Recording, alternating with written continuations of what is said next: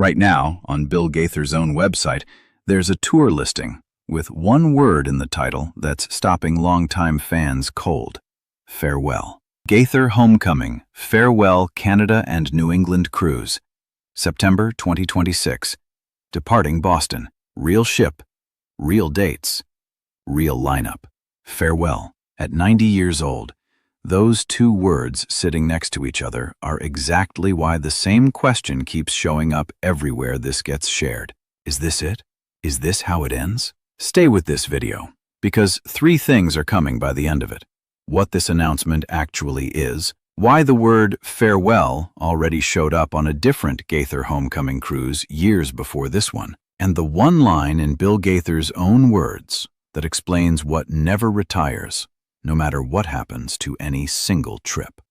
Almost nobody covering this cruise has caught that middle point, and that's exactly where the story needs to start. The announcement breaks down like this.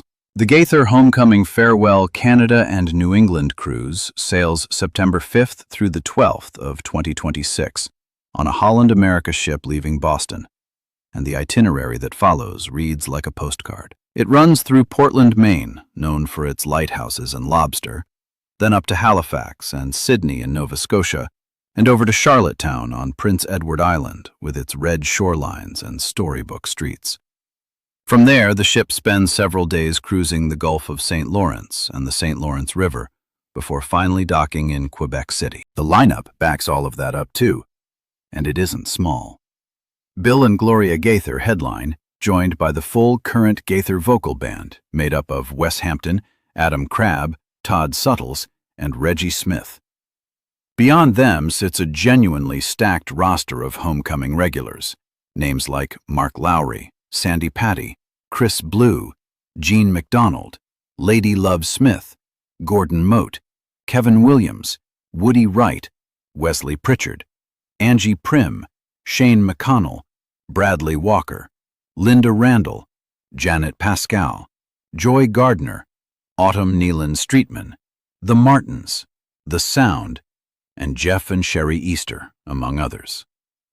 Call it what it is, a full homecoming family reunion, just floating instead of standing on a stage. Running the trip alongside the Gaithers is Inspiration Cruises and Tours, a Christian travel and tourism company that has organized group trips for ministries and churches since 1981 and partnered with the Gaithers for years now. Past Gaither homecoming cruises give a pretty good sense of what a week like this actually looks like, day by day. Mornings tend to start quiet, often with a devotional and a few minutes looking out at open water before anything else gets going. Afternoons belong to going ashore and exploring whatever port the ship has docked in that day, and evenings belong to the music, with a concert running practically every night, the kind of lineup that would otherwise take a dozen separate ticketed shows to see. Past trip descriptions talk about strangers turning into close friends over dinner, and about moments of worship that catch people off guard in the best possible way. Part concert tour, part family reunion, part floating church, and practically a lifestyle for the people who return to it year after year. That combination is exactly why the word farewell lands harder for past travelers than it would for a casual fan. Here's the detail that matters most, though.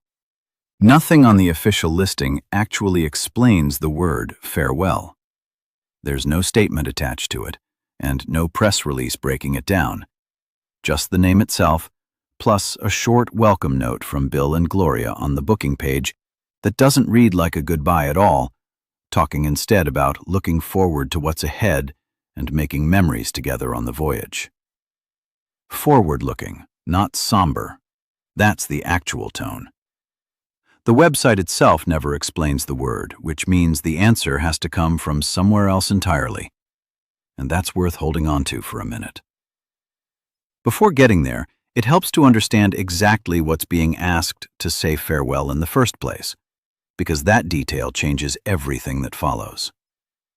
Feeling the full weight of that word means understanding what 90 years spent doing one single thing actually looks like. Alexandria, Indiana, is where this all begins, on March 28, 1936, the day Bill Gaither was born. Singing came early.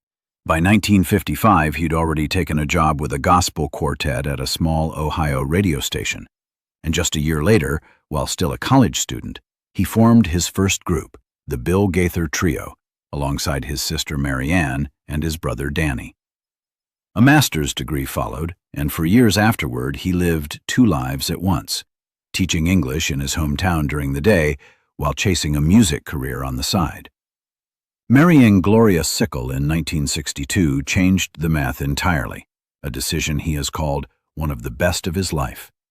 And the two of them built one of the most prolific songwriting partnerships gospel music has ever produced. Gloria eventually took her place on stage too, joining the trio outright. And it wasn't until 1967 that Bill finally walked away from teaching for good and went all in on music, full-time. What came out of that partnership looks staggering on paper. Bill and Gloria Gaither have written or co-written somewhere around 700 songs together, including hymns now sung in churches that have probably never once heard the Gaither name attached to them. And along the way, they picked up 8 Grammy Awards, more than 24 Dove Awards, and 8 separate Gospel Music Association Songwriter of the Year titles.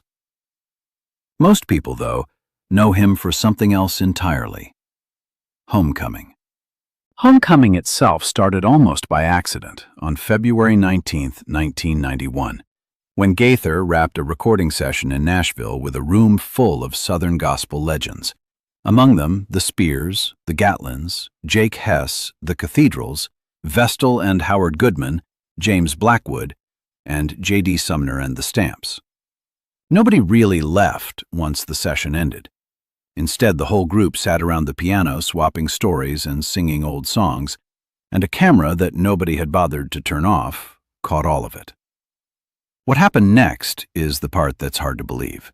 That tape, released almost as an afterthought, turned into a full phenomenon, building into a video series, then concerts, then a touring brand large enough that Pollstar ranked it in 2004 alone ahead of acts like Elton John, Fleetwood Mac, and Rod Stewart in ticket sales. Somewhere in there, the homecoming family branched out onto the water, too, and Gaither cruises became a near-yearly tradition stretching back almost 2 decades, usually one sailing to Alaska and one to somewhere tropical, almost every single year. Picture being the man at the center of all of that, 90 years old, after more than 6 decades in the performing arts, and still standing on a stage night after night. Gaither Music marked that 90th birthday this year with a full taping and a new release called I Go to the Rock, and in an interview tied to that release, he said a handful of things worth sitting with. Aging alongside his own audience came up early, and he joked about how they'd all simply gotten older together, grateful that they stuck around for the ride. A sharper joke followed about the word contemporary in Christian music, pointing out that the only truly contemporary thing about that word is how temporary it tends to be, while the songs he writes, in his view, are built to outlast any trend that comes along. Responsibility came up next, the sense that being handed a gift like his comes with an obligation to actually be who you claim to be, something he said he's tried to live up to for over 60 years. Asked at one point whether all of this counts as ministry or as entertainment, he turned the question back around, suggesting the person who actually bought the ticket would be the one to ask. Underneath all of it sits one message he kept returning to: the idea that there's something like a hole in every human heart that only God can fill, and that the music itself was always just the vehicle carrying that single idea around. Even if nobody ever recorded one of his songs, he added, and nobody else ever sang it, he'd write it anyway, simply because that's what he does. His advice for younger artists coming up behind him came down to one word: stewardship, meaning be a good steward of your voice, your time, and your mind. Hold on to that interview because one specific line from it is going to answer, by the end of this video, the exact question this whole story started with. Here's where it gets interesting. This is not the first time the word farewell has shown up attached to a Gaither homecoming cruise. Not even close. July of 2024 saw a Gaither Homecoming Alaskan cruise with no farewell anywhere in the title. Just a regular cruise like the ones that came before it.